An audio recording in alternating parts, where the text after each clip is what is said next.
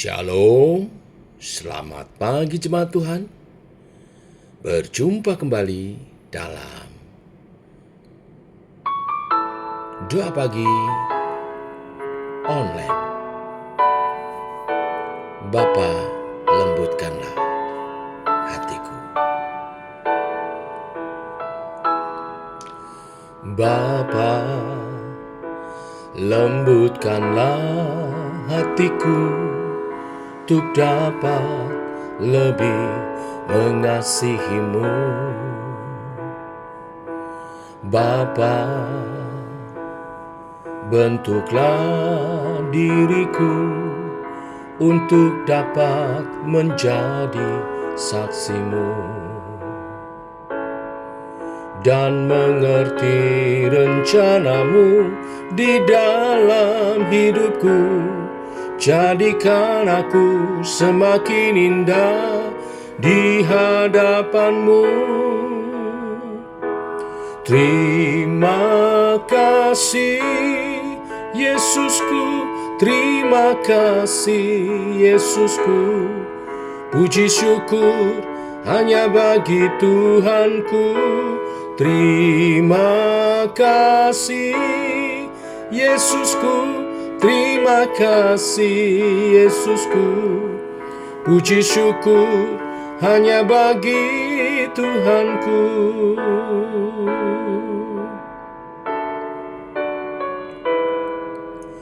Bapa, lembutkanlah hatiku untuk dapat lebih mengasihi-Mu. Bapa, bentuklah diriku untuk dapat menjadi saksi-Mu dan mengerti rencana-Mu di dalam hidupku. Jadikan aku semakin indah di hadapan-Mu. Terima kasih Yesusku, terima kasih Yesusku. Puji syukur hanya bagi Tuhanku. Terima kasih Yesusku, terima kasih Yesusku. Puji syukur hanya bagi Tuhanku. Terima kasih Yesusku, terima kasih Yesusku. Puji syukur hanya bagi Tuhanku. Terima kasih Yesusku, terima kasih Yesusku. Puji syukur hanya bagi Tuhanku. Puji syukur hanya bagi Tuhanku. Puji syukur hanya bagi Tuhanku.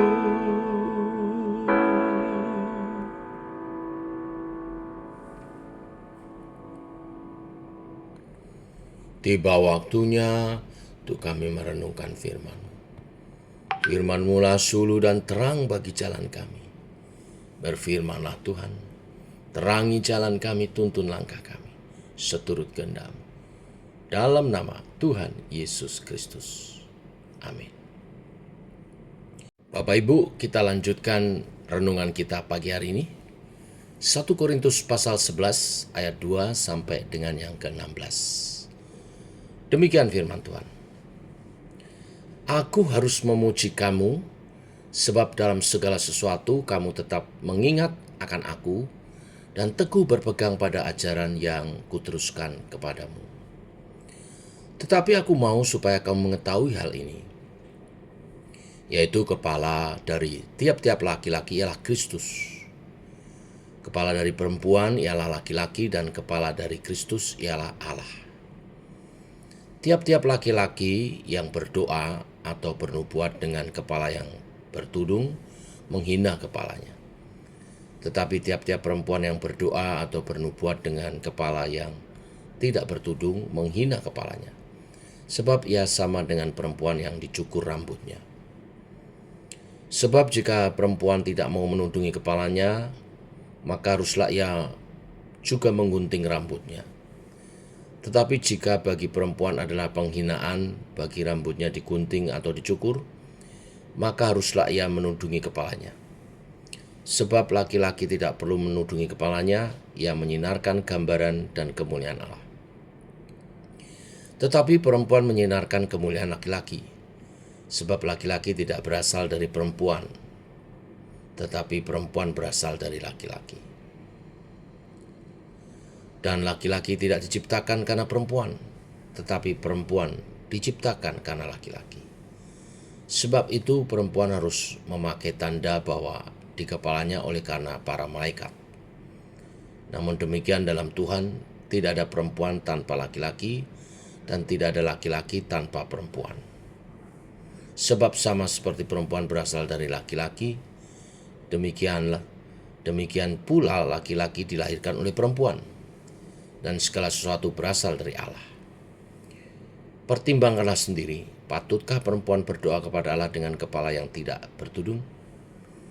Bukankah alam sendiri menyatakan kepadamu bahwa adalah kehinaan bagi laki-laki jika ia berambut panjang, tetapi bahwa adalah kehormatan bagi perempuan jika ia berambut panjang? Sebab rambut diberikan kepada perempuan untuk menjadi penudung, tetapi jika ada orang yang mau membantah, kami maupun jemaat-jemaat Allah tidak mempunyai kebiasaan yang demikian. Sampai di sini pembacaan kita. Bapak Ibu melanjutkan topik kebebasan dalam Kristus. Bukan berarti sebebas-bebasnya. Kali ini Rasul Paulus tidak lagi membahas tentang makanan atau kehidupan kebebasan seksual, tetapi membahas tentang kebiasaan beribadah dan juga otoritas dalam rumah tangga maupun kehidupan berjemaat. Paulus memulai nasihatnya dengan pujian. Ayat 2 saya kutip sekali lagi. Aku memuji kamu sebab dalam segala sesuatu kamu tetap mengingat akan aku dan teguh berpegang pada ajaran yang kuteruskan kepadamu. Jadi Paulus tidak langsung menegur kebiasaan-kebiasaan jemaat yang tidak baik dalam beribadah maupun dalam kehidupan bermasyarakat, berkomunitas, tetapi dia mulai dengan apresiasi. Jemaat Korintus memang banyak masalah, banyak kebiasaan-kebiasaan yang baru-baru muncul yang menjadi kendala di antara mereka sendiri, tetapi mereka dikatakan masih berpegang pada ajaran yang diteruskan. Yang dimaksud adalah tradisi pengajaran dari Tuhan Yesus yang diajarkan oleh rasul-rasul. Ini bukan tradisi nenek moyang, tetapi pengajaran Kristus yang disampaikan oleh para rasul. Dan inilah yang menjadi fondasi daripada gereja Tuhan yang dapat menjadi pegangan bagi setiap jemaat. Ini penting Bapak Ibu Saudara sekalian, sebelum mengoreksi gaya hidup maupun gaya ibadah dari jemaat, yang harus dipastikan adalah doktrinnya mesti benar. Dan ini boleh dijadikan tradisi yang baik sebelum mengoreksi, mulai dengan pujian. Ya, bukan vonis, karena tujuannya membangun, bukan menjatuhkan. Jadi puji dulu dengan hal-hal yang memang sudah baik, dan kemudian baru koreksi dan tingkatkan untuk hal-hal lebih baik lagi. Nah, sekarang kita sampai pada apa yang dikoreksi Paulus, yaitu yang pertama tentang gaya dandanan dalam beribadah. Paulus melihat ada sesuatu yang aneh, tidak sesuai dengan budaya tradisi. Kita tidak anti kepada budaya dan juga kita tidak pro kepada budaya semuanya. Tetapi budaya-budaya yang baik perlu dan patut kita pertahankan, bahkan kita kembangkan dan hormati. Masalahnya di sini adalah ada banyak perempuan di jemaat Korintus beribadah tidak memakai tudung kepala. Berdasarkan kebebasan dalam Injil, lalu banyak perempuan mulai beribadah tanpa menutup kepala seperti laki-laki. Di budaya Yunani Romawi, itu sendiri sebagai tanda feminis radikal yang bukan bernilai positif tetapi menunjukkan pemberontakan justru. Selain daripada itu, di Korintus sendiri tahun-tahun 50 Masehi, perempuan bermartabat selalu memakai kerudung penutup kepala waktu berada di ruang umum. Kalau tidak pakai, justru ditandai sebagai pelacur atau perempuan pemberontak, seperti yang saya sampaikan tadi. Jadi kurang sopan. Ini memang berbeda dengan zaman sekarang.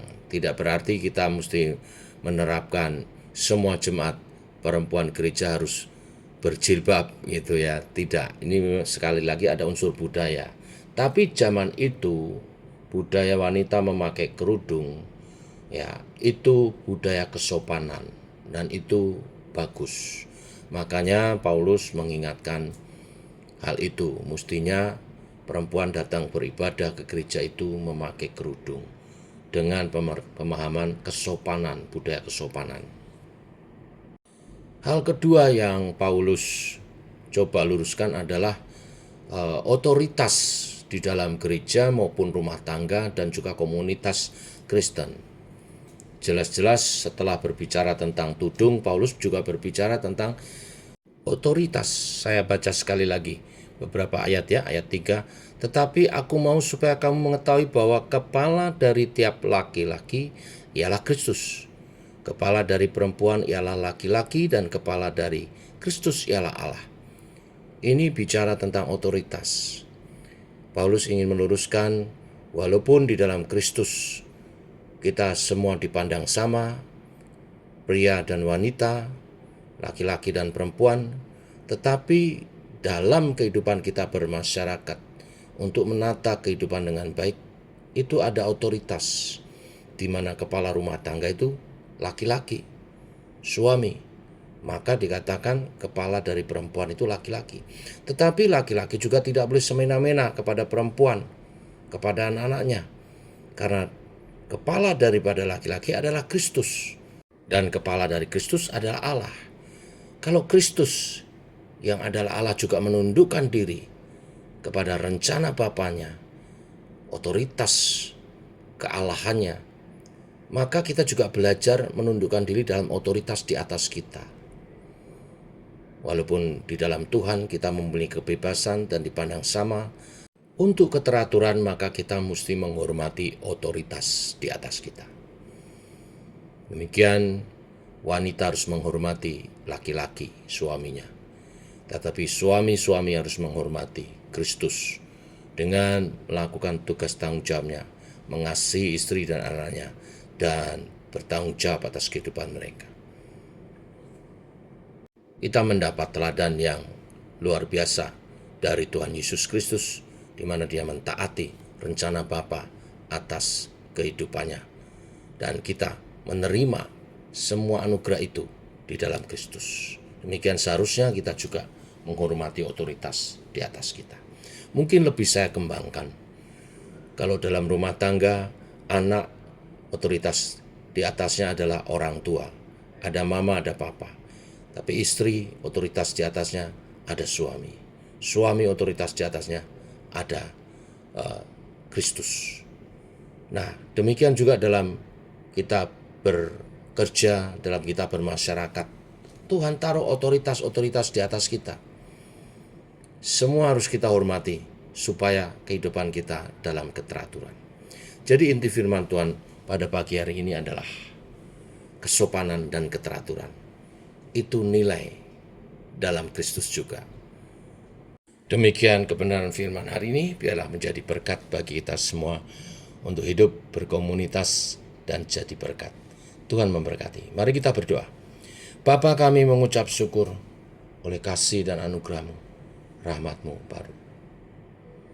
Terima kasih untuk kebenaran firman yang mengajar kepada kami bahwa Tuhan juga menghendaki umatnya hidup dalam kesopanan dan keteraturan. Karena kesopanan dan keteraturan juga adalah nilai-nilai Kristiani.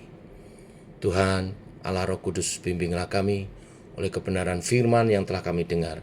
Kami hidup dalam kesopanan dan keteraturan, sehingga baik dalam ibadah maupun dalam kami bersosial, dalam hidup berumah tangga, nama Tuhan dimuliakan, nama Tuhan diagungkan, dan kehidupan kami, baik pribadi, keluarga, maupun komunitas, boleh menjadi kesaksian. Seperti jemaat mula-mula, makin banyak orang bergabung karena melihat cara hidup yang baik, yang sopan dan teratur, dan hidup yang berkualitas. Tuntunlah umat-Mu menjadi berkat. Dalam nama Tuhan Yesus, kami menyerahkan sepanjang hari ini kehidupan kami. Amin. Demikian saudara, doa pagi kita. Selamat pagi. Shalom.